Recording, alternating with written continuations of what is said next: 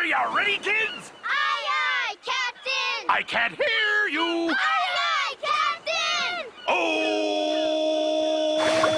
Who laid up?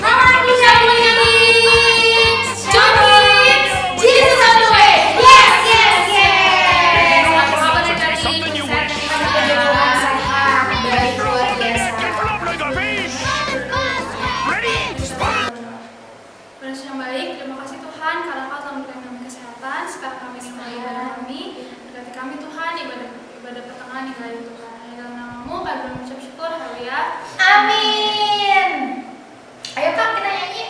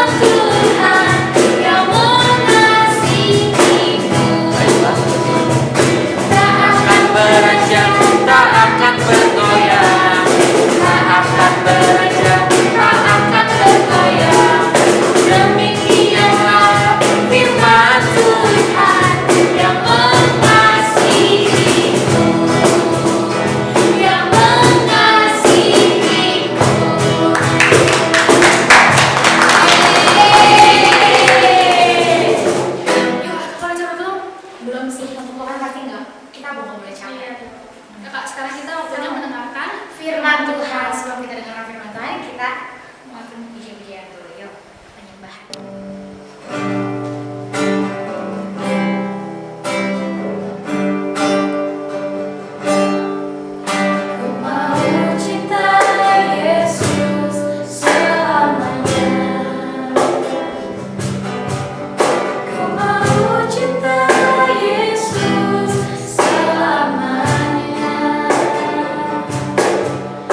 Meskipun badai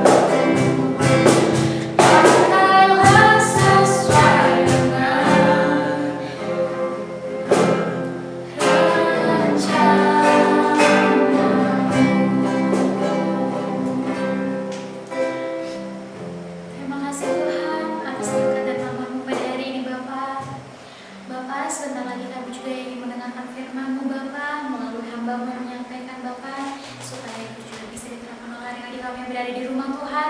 Kiranya Engkau berkati, Kau kuduskan kami Bapa di rumah maupun yang berada di gereja ini Bapa. Terima kasih Tuhan, kami sudah berdoa dan mengucap syukur. Haleluya. Amin. Ya, shalom, selamat sore.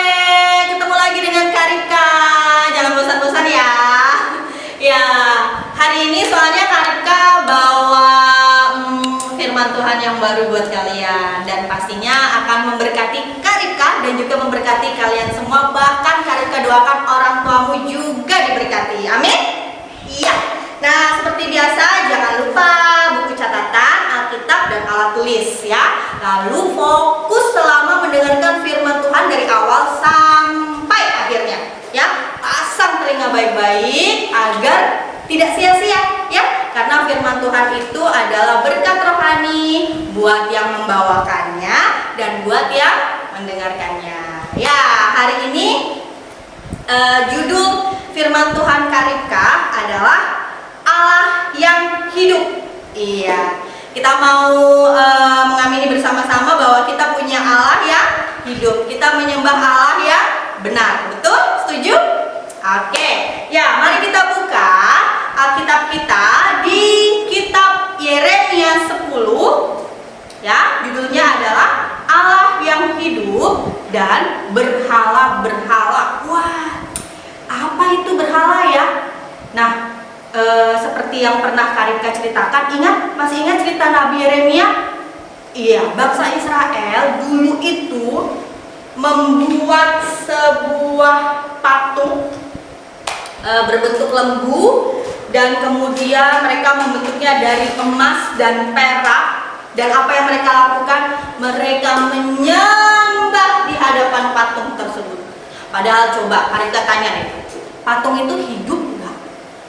Enggak, iya, patung itu benda mati. Terus kenapa mereka menyembah benda mati ya?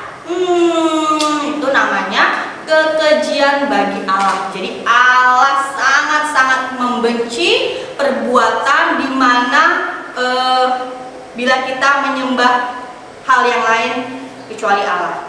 Ya, salah satu perintah Allah yang diterima adalah 10 perintah Allah. Salah satunya, jangan membuat bagimu patung yang menyerupai apapun, dan jangan ada Allah lain di hadapanmu.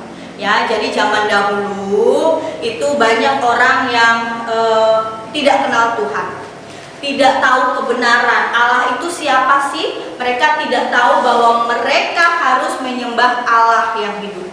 Nah, apa yang mereka lakukan? Akhirnya seperti bangsa Israel tadi, mereka membangun sebuah berhala benda mati dari emas, perak, dari harta mereka. Dan lalu mereka memberikan persembahan, lalu mereka menyembah kepada berhala tersebut. Nah, boleh nggak? Tidak boleh ya. Jadi itu adalah salah satu perintah dari Allah, bahwa tidak boleh menyembah Allah lain selain Tuhan kita Yesus Kristus. Ya, itu harus kamu ingat. Karika, aku tuh nggak pernah bikin patung terus aku sembah gitu, nggak pernah aku, Karika. Aku mah menyembah Allah. Tapi ternyata ada loh berhala-berhala zaman now. Berhala-berhala zaman now? Iya, ada berhala zaman dulu berupa patung dan benda mati lainnya yang disembah. Tapi mungkin berhala zaman now tidak menyerupai patung tersebut. Tahu nggak menyerupai apa? Coba ya. Pertama, kita mau sama-sama tahu bahwa berhala itu benda mati atau benda hidup yang sangat kamu sayangi melebihi Allahmu, yaitu Tuhan Yesus Kristus. Ya, jadi berhala itu adalah benda mati atau benda hidup yang sangat kamu sayangi lebih dari kamu mengasihi Tuhan Yesus Kristus. Seperti apa contohnya? Ini dia berhala zaman now. Wah, apa ini?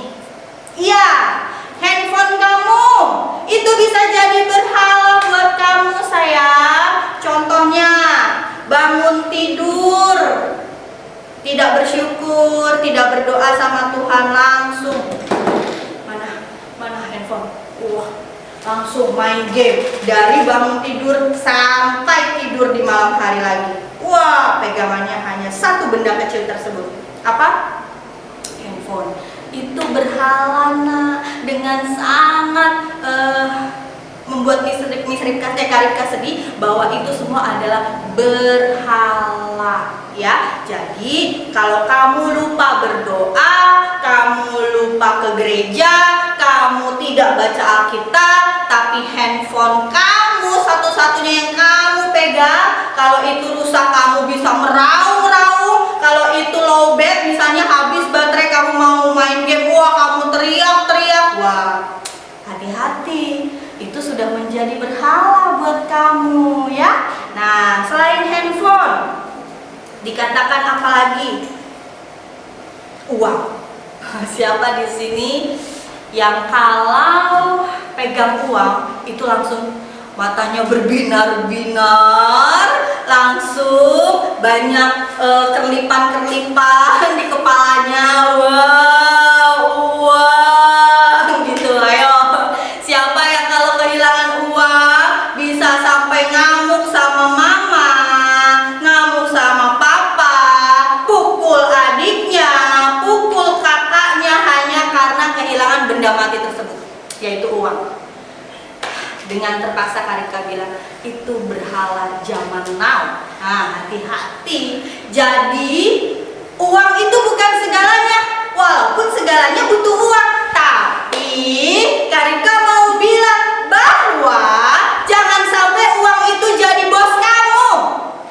Jangan sampai kamu itu, aduh kayak hamba uang, aduh kemana-mana harus ada uang, aduh mama uang jajan aku. Kalau mamahnya lagi nggak punya uang, apalagi di masa pandemi sekarang, ada yang mama sama papanya dipotong loh gajinya, yang tadinya misalnya 10 juta dipotong jadi 5 juta, ada dipotong 50%. Coba bayangkan, kehidupan butuh uang, lalu uangnya ternyata tinggal sedikit. Nah, masakan kamu tega marah-marah sama orang tuamu hanya karena uang jajan kamu berkurang?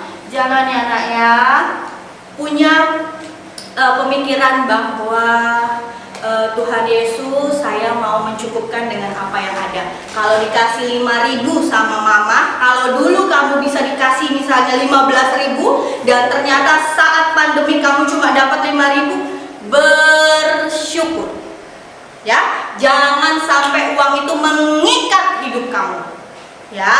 Kalau perlu, kalau kamu punya uang, kasih kepada yang nggak punya, kasih kepada orang yang kelaparan, kasih kepada orang yang membutuhkan, iya kan? Kalau kamu punya uang tuh harus memberi, maka kamu terus akan diberkati, ya. Nah, bicara tentang uang, kamu boleh loh titip persembahan kepada orang tuamu, supaya orang tuamu bawa ke gereja dan dimasukkan ke dalam kantong persembahan. Sisihkan dari uang jajanmu. Ingat, kamu juga harus memberi, belajar untuk memberkati, ya. Nah, apalagi sih? Siapa di sini yang sering dapat juara atau sering dapat piala atau bangga dengan prestasinya, selalu ranking 1? Kalau ranking 2 itu tiba-tiba terima rapot menerima kenyataan kamu ranking 2, wah merasa hidup sudah hancur, merasa dunia sudah runtuh. Ada nggak yang begitu? Sedih, nangis. Padahal cuma turun 1 dari ranking 1 jadi ranking 2. Karipka kasih tahu sekali lagi, berkali-kali Karipka sering kasih tahu, semua anak pintar nak. Kamu pintar, adikmu pintar, kakakmu pintar. Kalau kamu sudah berusaha dan ternyata kenyataannya kamu nilaimu menurun, kamu malu ketika prestasimu itu menurun, please, Karipka kasih tahu, jangan seperti itu. Kamu tetap berharga, kamu tetap dikasihi Tuhan. Kalau prestasimu menurun, kamu langsung tanya pada dirimu sendiri, kenapa ya nilai aku bisa berkurang? Kenapa ya yang tadinya aku bisa ranking 1 sekarang aku ranking 2? Nah, kalau kamu sudah temukan, oh iya kemarin kemarin itu aku kebanyakan aktivitas. Misalnya aku ikut pramuka, aku ikut les renang, aku ikut les balet, aku ikut les gitar, sehingga belajarnya berkurang. Nah, coba diatur waktunya serapi dan sebaik mungkin, sehingga kamu masih punya waktu untuk belajar ya. Jangan sampai prestasi yang kamu dapat itu menjadi tuan kamu, menjadi dewa kamu. Wah, aku orang yang punya banyak prestasi. Aduh, nggak bisa, ini bukan karena Tuhan. Ini karena saya pintar. Ini karena saya belajar siang dan malam. Hati-hati. Jangan ya, kepintaranmu tuh dari Allah Bapa, bukan hasil usahamu sendiri. Kalau kamu memenangkan sebuah kejuaraan misalnya, itu semua dari Tuhan, anakku, bukan kekuatanmu sendiri ya. Jadi jangan sampai prestasi piala yang kamu pajang di lemari mungkin dari lantai 1 sampai lantai 2 ada semua. Ya, itu jangan sampai membuat kamu tinggi hati dan melupakan Tuhan ya. Nah, mari kita baca di Yeremia 10 ya. Allah yang hidup dan berhala-berhala. Nih, Karipka baca, kita sama-sama fokus kepada firman-Nya. Dengarlah firman yang disampaikan Tuhan kepadamu, hai kaum Israel. Beginilah firman Tuhan. Nah, ini suara Tuhan untuk bangsa Israel yang dulu itu menduakan Tuhan. Janganlah biasakan dirimu dengan tingkah langkah bangsa-bangsa.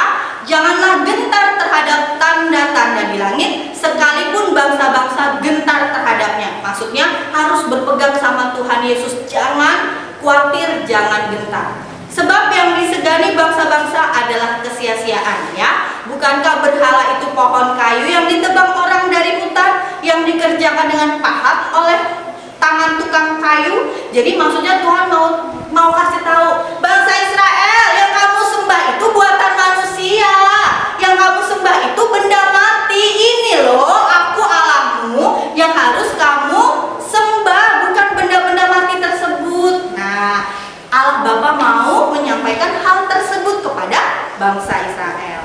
Orang memperindah memperdagangnya dengan emas dan perak, seperti yang tadi Karipka katakan. Mereka memperindah dengan harta mereka. Orang memperkuatnya dengan paku dan palu supaya jangan goyang. Berhala itu sama seperti orang-orangan di kebun mentimun, tidak dapat berbicara. Orang harus mengangkatnya sebab tidak dapat melangkah. Janganlah takut kepadanya, sebab berhala itu tidak dapat berbuat jahat dan berbuat baik pun tidak dapat. Iya ya, kenapa harus takut kepada berhala? Kenapa harus menyembah? Berbuat jahat, dia tidak bisa melakukan apa-apa. Jadi berbuat jahat sama dia atau berbuat baik sama berhala tersebut tidak ada dampak apapun, iya kan? Karena itu sekali lagi benda mati, ya.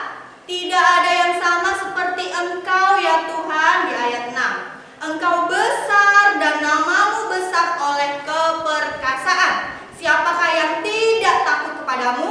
Ya Raja bangsa-bangsa, sungguh kepadamulah seharusnya sikap yang demikian. Sebab di antara semua orang bijaksana dari bangsa-bangsa dan di antara raja-raja mereka tidak ada yang sama seperti Engkau. Jadi Karipka kasih tahu bahwa berhala itu hanya benda mati. Handphonemu, uangmu, piala-pialamu, itu semua hanya benda mati. Jangan duakan Tuhan dengan hal-hal tersebut ya. Jangan menyembah hal-hal tersebut. Secara tidak sadar kalau kamu mengutamakan benda-benda tersebut dibandingkan Allah Bapa, kamu sudah punya berhala, nak ya. Jadi sekali lagi, yuk kita bertobat. Siapa yang main game dari pagi sampai malam hari mau tidur lagi? Ayo bertobat ya. Jangan lupa baca Alkitab, jangan lupa berdoa sama Tuhan, jangan lupa menyembah Tuhan. Katakan terima kasih Tuhan, saya masih hidup, saya masih sehat, saya masih bisa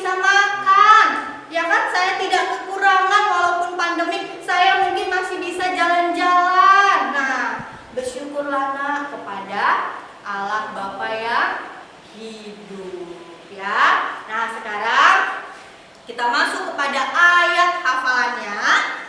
Mazmur 84, ya. Mazmur 84 ayat 3. Yuk, kita baca bersama-sama Mazmur 84 ayat 3. Jiwaku hancur karena merindukan pelataran-pelataran Tuhan. Hatiku dan dagingku bersorak-sorai kepada Allah yang hidup. Apa maksudnya? Yuk punya hati yang kalau mau hari Minggu nih, kalau mau jam 5 wah gak sabar langsung, aduh mana ya saya mau menyembah Tuhan.